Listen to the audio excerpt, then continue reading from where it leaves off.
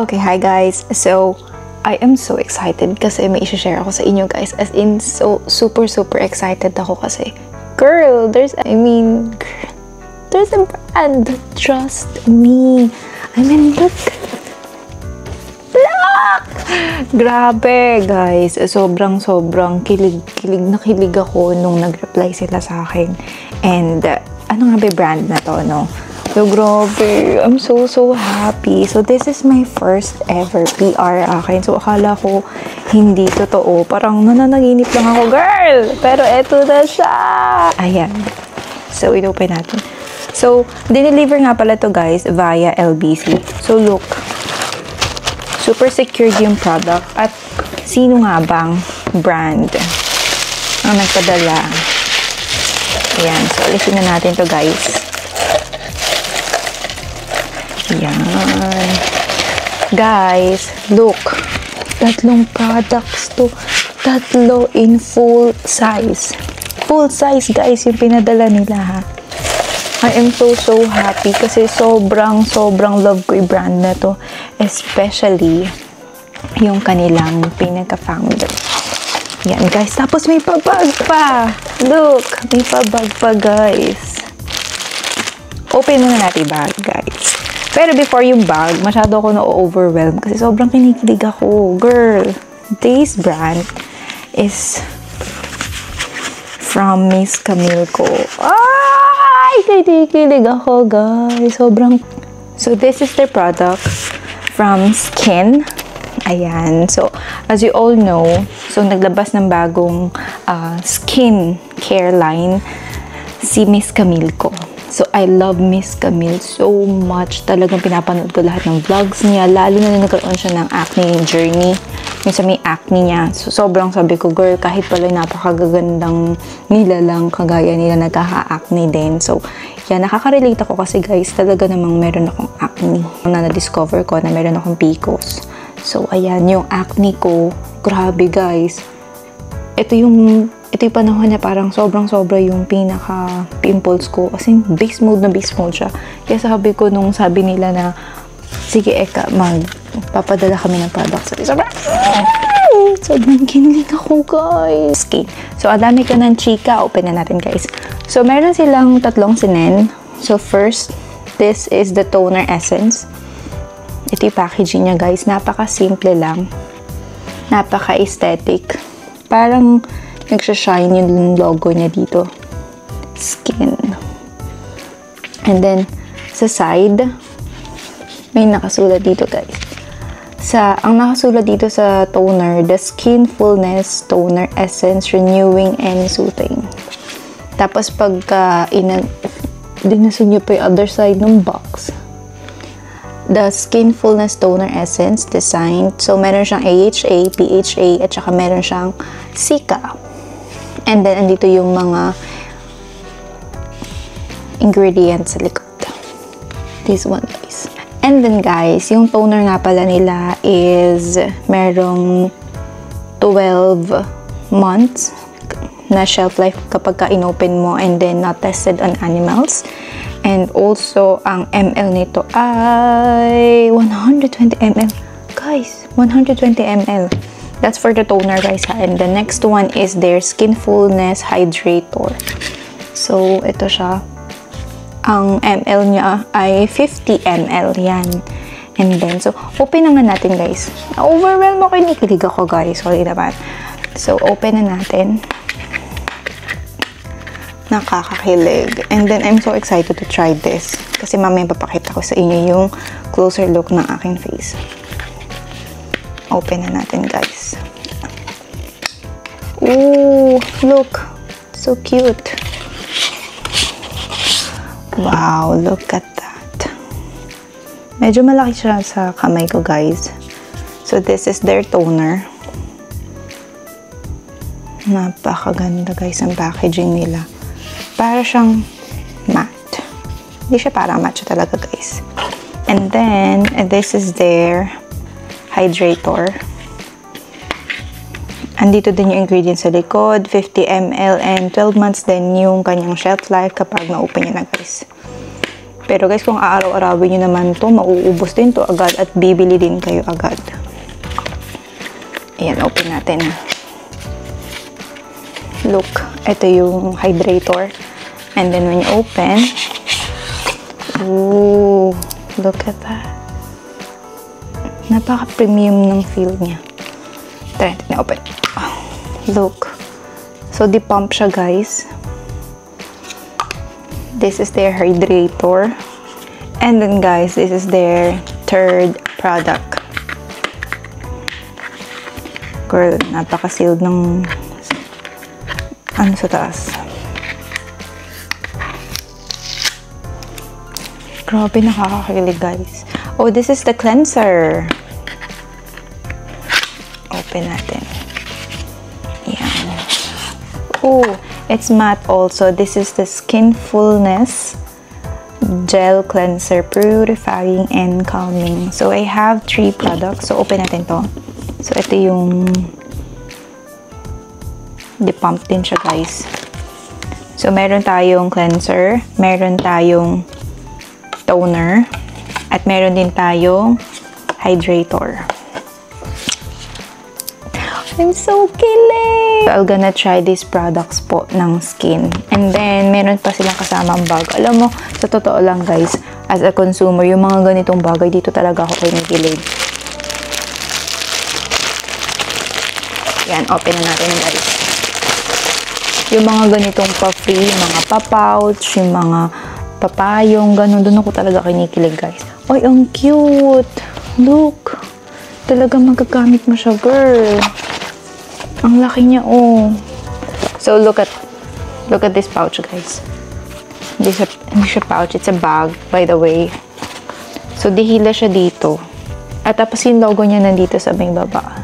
Napaka-aesthetic, no? Napaka-simple lang talaga ni Miss Camille. Talaga tapos hilay mo siya. Tada! O, diba? Naka-close pa yung bag mo, girl. So, pwede mo tong magamit sa beach, o kaya pag pupunta ka ng mall. Try natin ilagay yung mga products. Diba? Kabog! Ang cute! Sobrang cute. Tsaka kahit mabasa siya, guys, tingnan niyo yung tela nung bag nila. Ayun, no? Kahit mabasa siya, okay lang, guys. Parang okay pa din, ganun. Thank you so much, Skin. This is my first PR, guys, ha. Sobrang kilig ako kasi ang dami niya, girl. Talaga marireview ko yung product na to kasi ang dami niya, girl. Meron 50 ml tsaka 120 ml, guys. This is very good start for your 2025 skincare journey. Okay, hi guys. So, ito yung face ko today. Yan. So, magwa-wash muna tayo ng face gamit ang cleanser. Okay, try natin itong gel cleanser. And this is my face with minimal makeup.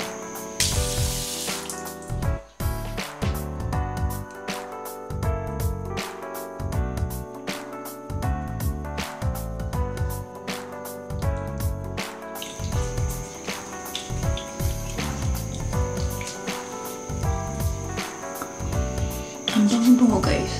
And then, sobrang mild lang niya. Alam mo, ramdam mo yung pagka-mild.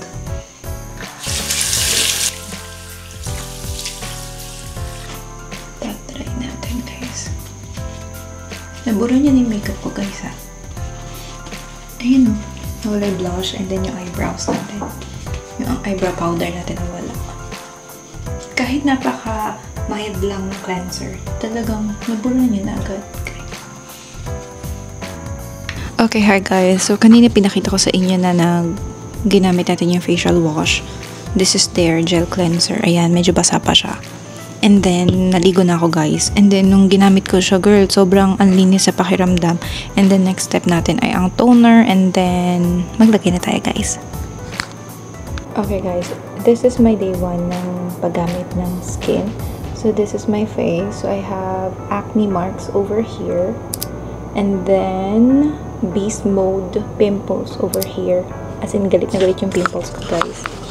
yung pimples ko, guys. And then, on the other side, I have, this is my face. So, this is my face. So, I have acne marks over here. And then, beast mode pimples over here. As in, galit na galit yung pimples ko, guys. Ayan. So, konti lang yung mga pimples natin. And then, dito sa pinaka-ilalim ng jaw natin dito, acne marks. Tapos may isang pimple na medyo galit. And then, ito guys. So, yan yung galit na beast mode. Galit na beast mode, guys. So, yan siya, guys. So, this is our day 1 of using Skin. First up, let's start with the toner.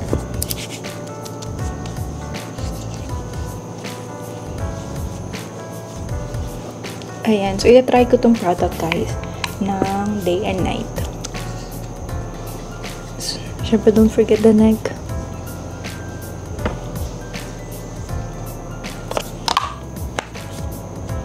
So, after natin napa-char up ng very light yung toner, next natin ay ang kanilang Skin Fullness Hydrator.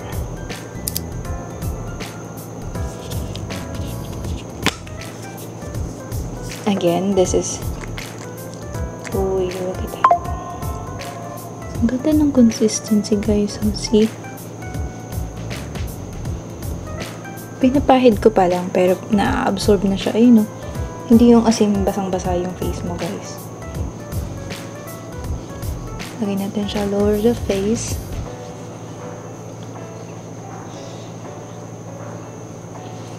Another pump.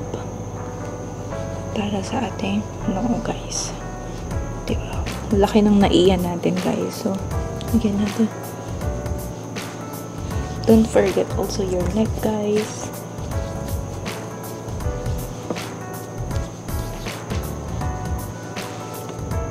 So, this is my face for day 1.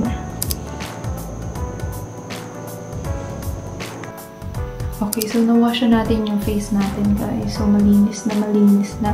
At na-tissue na din natin siya. Next naman ay gamitin natin itong toner. Etong toner. So, this is my 3rd time na gamitin ito. Kasi, guys, ang ginawa ko ay day and night ko ginagamit. So, ganito ako gumamit, guys, ng toner ng hydrator. Ayan. Some pump.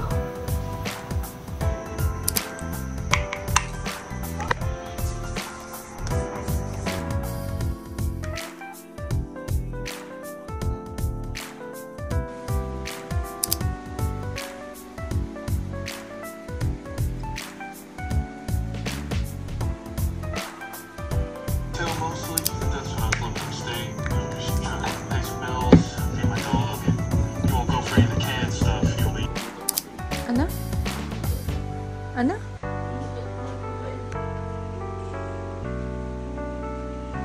Hi guys, good morning. So, tingnan nyo kadaming bag. Ito talagang control lang. Yung sakto lang yung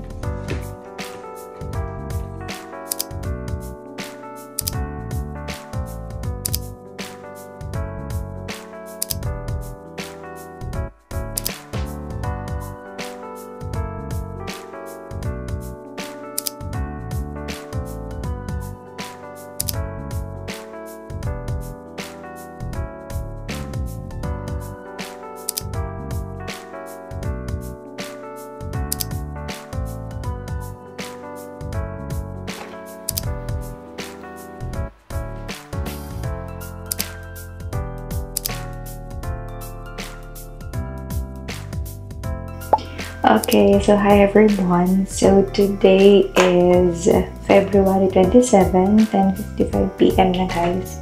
So before natin bigyan ng final verdict ang skin, so mag lip balm naman tayo para may color ang ating face, no?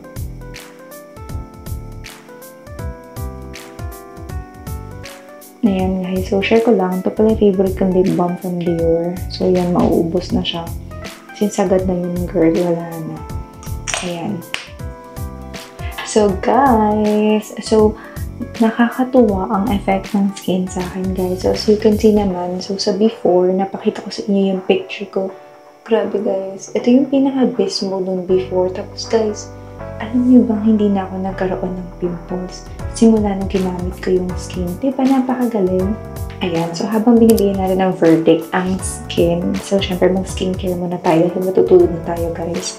So, gamitin natin tong toner. Guys, ito lang pala yung nagamit ko. Guys, hanggang dito to. So, ibig sabihin, girl, napakatipid niyang gamitin kasi ang tagal ko na nitong ginagamit. Tapos ito pa lang yung bawas niya. And then, lagyan natin itong cotton pad. Tapos mabalikan. Talagang pa natin. Yan. So, as you can see, napakalaki na ng improvement ng skin ko.